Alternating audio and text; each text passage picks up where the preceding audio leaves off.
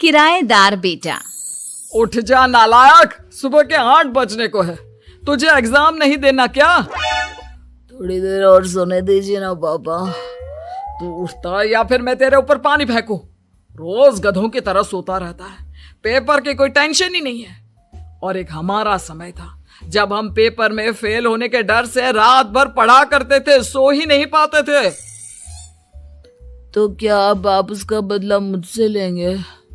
मैं 15 मिनट बाद उठ जाऊंगा, आप प्लीज जाइए, मुझे डिस्टर्ब मत कीजिए।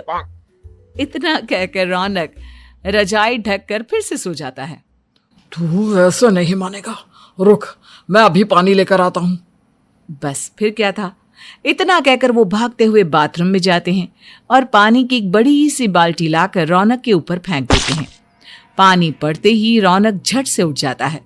ये आपने क्या किया पापा? अब तो उठेगा नहीं तो यही करना पड़ेगा ना। वैसे थैंक्स डैड, आपके कारण ना अब मुझे नहाने की भी जरूरत नहीं पड़ेगी। चलिए अब आप माँ से बोलकर मेरे कपड़े निकलवा दीजिए, तब तक मैं ब्रश कर लेता हूँ। वैसे कल ना आप एक काम और करना, नहलाने के साथ साथ मुझे ब्रश भी करवा देना। ये ब्रश करने में ना मुझे बहुत आलस आता है। रौनक की बातों से अरविंद का मुंह खुला का खुला रह जाता है। वो अपनी पत्नी कमला के पास जाता है और रौनक की हरकतों के बारे में बताता है, जिसे सुन उसकी पत्नी हंसने लगती है। तुम अपने बेटे को समझाने के बजाय हंस रही हो। रौनक बच्चा है, धीरे धीरे सुधर जाएगा, आप क्यों उसके पीछे पड़े रहते हो? अभी नहीं सुधरेगा तो कब सुधरेगा? 10वीं क्लास में है रौनक, वो अब कोई बच्चा नहीं रहा। अरविंद की इतना बोलते ही वहां रौनक भी आ जाता है। क्या डैड, मैंने आपको एक काम दिया था, वो भी नहीं हुआ आपसे। अरे क्या हुआ बेटा? माँ, मैंने डैड से बोला था कि वो आपको बोलकर मेरे स्कूल की यूनिफॉर्म निकाल दे, लेकिन मेरे पीछे पड़ने के अलावा इनसे एक काम ढंग से नहीं होता। देख रही हो कमला, देख रही हो अपने लाडले को? अरे आप चुप रहिए जी। चलो बेटा, मैं तुम्हें कपड़े निकाल कर दे देती हूँ। बस ऐसे ही साल पर साल बीतते जाते हैं, लेकिन रौनक के रवैये में कोई बदलाव नहीं आता। वो पहले से भी ज्यादा आलसी और पूरी तरह अपने माता पिता पर निर्भर हो जाता है। 2 साल बाद पता नहीं कहाँ गायब रहता है पूरे दिन, अब तक तो आ जाना चाहिए था। अरे आप इतनी फिक्र क्यों कर रहे हैं उसकी? दोस्तों के साथ खेल रहा होगा, आ जाएगा अभी। ये कोई टाइम है खेलने का? 10 बजने वाले हैं, इतनी रात में कौन खेलता है? कमला कुछ कहती उससे पहले ही रौनक वहां आ जाता है। मम्मी जल्दी से खाना लगा दो, बहुत भूख लग रही है। तुम्हें तब तक खाना नहीं मिलेगा जब तक तुम बता नहीं देते कि इतनी रात गए कहां से आ रहे हो। ओ प्लीज डैड, अब आप एसी पे प्रद्युमन बनकर मेरे सर पर बंदूक लेकर मत बैठ जाना। अपनी फालतू की बकवास बंद कर और बता कहां से आ रहा है। माँ अब समझाइए ना डैड को। बता देना बेटा, इनको भी तसल्ली हो जाएगी। आप बोल रही हैं तो बता देता हूँ, मैं दोस्तों के साथ मूवी देखने गया था, इसलिए देर हो गई। तो इन सब चीजों में मेरे पैसे उड़ाता है।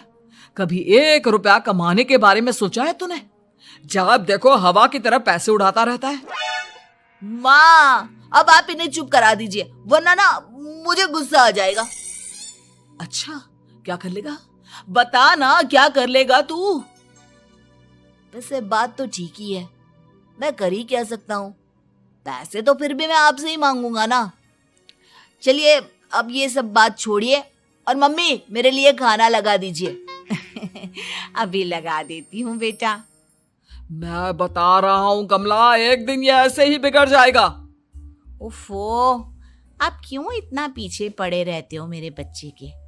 बात की बाद में देखेंगे, अभी आप शांति से उसे खाना खाने देंगे। अगले दिन डैडी मुझे 10,000 रुपए चाहिए। हाँ? अब इतने पैसे क्यों चाहिए तुझे? डैड आप बिना सवाल किए कभी पैसे नहीं दे सकते क्या? जब तक तू बताएगा नहीं तुझे पैसे भी नहीं मिलेंगे। अरे अब आप अपने बेटे को पैसे भी नहीं दे सकते? नालायक, तेरी उम्र के लोग नौकरी करते हैं और एक तू है जो नौकरी करने का नाम ही नहीं लेता कभी। आप लोगों के होते हुए भला मैं नौकरी क्यों करूं? अरे हम कब तक पैसे देंगे तुझे? तुझे भी तो अपने पैरों पर खड़ा होना होगा ना। कौन सा उधार के पैरों पर खड़ा हूं? अपने ही तो पैरों पर खड़ा हूं मैं। इसी तरह रौनक दिन प्रतिदिन लापरवाह होता जाता है। उसकी लापरवाही को देखते हुए अरविंद और कमला अपने बेटे की शादी कराने का फैसला लेते हैं और 1 महीने के अंदर अंदर ही रौनक की शादी मेघा नाम की लड़की से करा देते हैं। शादी के कुछ दिन बाद, रौनक, मुझे एक अच्छी सी साड़ी चाहिए, आप ला दोगी ना? हाँ, क्यों नहीं। कितने तक की आती है साड़ी? यही करीब 5,000 तक की। तुम चिंता मत करो, मैं आज ही डैडी से पैसे मांगकर तुम्हारे लिए साड़ी ले आऊंगा। आप कब तक ऐसे ही अपने पापा से पैसे मांगते रहेंगी? कोई अच्छी सी नौकरी क्यों नहीं कर लेते आप? अरे डैड के होते हुए मुझे नौकरी करने की जरूरत ही क्या है? पर आप ऐसे कब तक उनसे पैसे मांगते रहेंगे? कुछ आपको अपने दम पर भी तो करना होगा ना। अब तुम भी बाकी लोगों की तरह मुझे ज्ञान देना शुरू मत कर देना। साड़ी चाहिए ना तुम्हें, मिल जाएगी बस। इतना कहकर रौनक अपने पिता से पैसे मांगने चला जाता है। डैडी, मुझे 5,000 रुपया चाहिए। अब 5,000 क्यों चाहिए तुझे? वो मेघा को साड़ी चाहिए थी। अरविंद आगे बिना कुछ कहे चुपचाप उसे पैसे निकाल कर दे देता है। कुछ दिन बाद, तुम्हें नहीं लगता कमला, रौनक हम पर पहले से भी ज्यादा डिपेंड हो गया है? मुझे तो अब उसके भविष्य की चिंता होने लगी है। कल को हमें कुछ हो गया तो वो क्या करेगा? काश तुमने पहले ये सोच लिया होता तो आज हमारा बेटा इतना लापरवाह नहीं होता।